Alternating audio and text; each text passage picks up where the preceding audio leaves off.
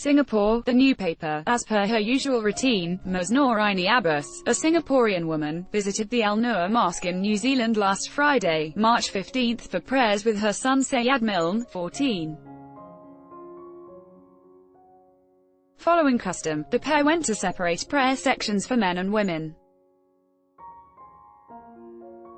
While in the women's prayer section, Ms. Noraini heard gunshots and quickly hid herself in a small storeroom, all the time terrified of what may be happening to her son. Sayyad's cousin, Mr. Khairul Aflat Kareem, 38, who lives in Singapore, told the new paper that his aunt felt helpless and left their fates in God's hands.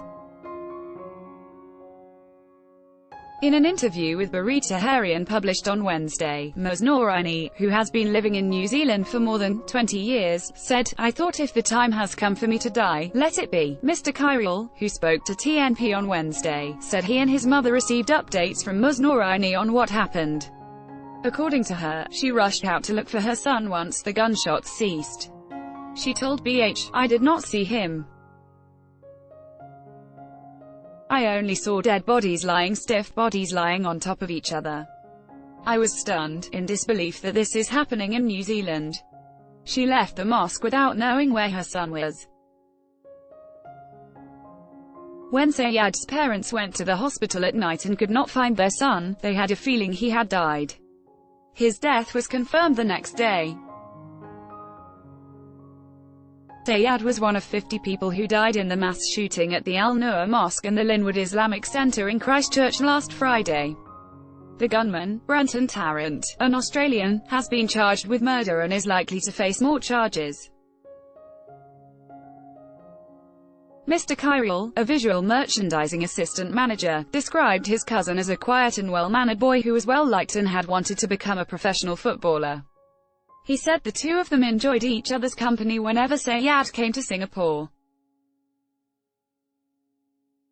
Mr. Khairul told TNP, "Even though we don't meet often, when he comes to Singapore it's like he has always lived here.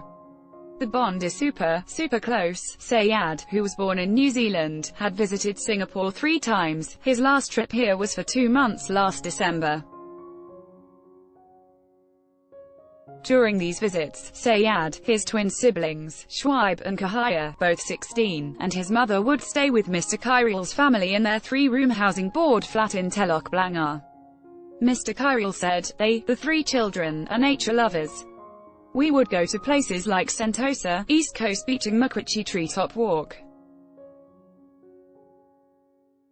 We would do a lot of outdoor stuff." Sayyad also enjoyed eating nasi lemak but would avoid the sambal belacan because he did not eat seafood. Mr. Khairul said Sayyad was reluctant to return to New Zealand during his last visit to Singapore. But Mr. Khairul told him to finish his high school education in New Zealand and said he could come back to Singapore to continue his studies.